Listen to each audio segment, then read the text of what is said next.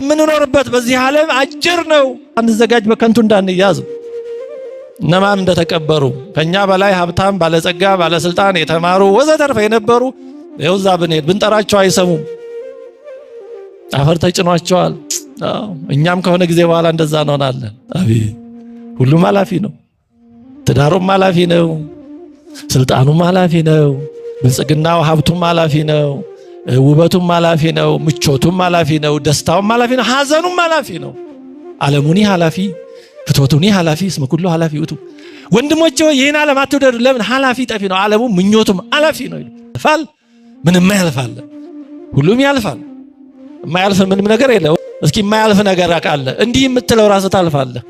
የዛሬ 100 ዓመት የነበሩ ሰዎች አሉ። የዛሬ 100 ዓመት የነበሩ ኃያላን ዓለምን ይቆጣጠሩ ይመሩ የነበሩ የጦር ኃይል ኃላፊ የነበሩ ነገስታት የነበሩ ባለሀብት የነበሩ አሉ ዛሬ። ስለዚህ እኛም እንደዛው ነው። የማያልፍ ነገር የለም። አዎ ለጊዜው የምናየው ነገር ቢያስጨንቅ ቢያበሳጭ ግን ያልፋል። በሚያልፈው የማያልፍ ነገር መስሎን እንዳንጨነቅ ነው። ያልፋል። ዛሬ እግዚአብሔር የሰጠን ስንት ነገር አለ። ከዛሬዋ ቀን መድረሳችን ቀላል ነው በእውነት። የዛሬዋን ዕለት በውስጧ መመላለሳችን፣ የዛሬዋን ብርሃን ማየታችን፣ ዛሬን በጤና ማዋላችን ቀላል ነው። ዛሬን ስለሰጠን እኮ ማመስገን አለብን። እንደው ግማሽ እያጉረመረምን የምንከተለው አምላክ አይደለም እግዚአብሔር። የምር ነው። የእውነት ደግና ጥሩ ነው እግዚአብሔር። ስለዚህ ጭንቀት ችግር የሚያባብስ እንጂ ችግር የሚፈታ ስለሆነ አትጨነቁ ያለን። ስለዚህ ጭንቀት ችግሩን ያባብሳል እንጂ አይፈታውምና ነው። የሚጨነቅ ሰው ዋጋ ቢስ እንደሆነ ራሱን ወደ ማየት ይሄዳል። ምንም ኖርኩ አልኖርኩ ምን ትርጉም አለ ወደሚል ቀቢጸ ተስፋ ሁሉ ይወስዳል። የሚጨነቅ ሰው ተጨንቆ በቃ ሁሉ ነገር ጨለም ይልበታል። በቀኑ ይጨልምበታል።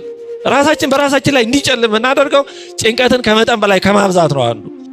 ለነገ አስበን መስራት ያለብንን እንስራ። ግን ነገ የሚሆነው ነገር ዛሬ ላንቀይረው። ስለ ነገ ዛሬ የምንጨነቅ ከሆነ ዛሬንም እናጣለን። ነገንም ደግሞ ስንደርስ ያው የሚሆነው ይሆናል።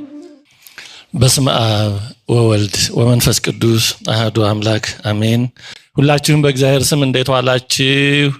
እንዴት ሰነበታችሁ? አሜን።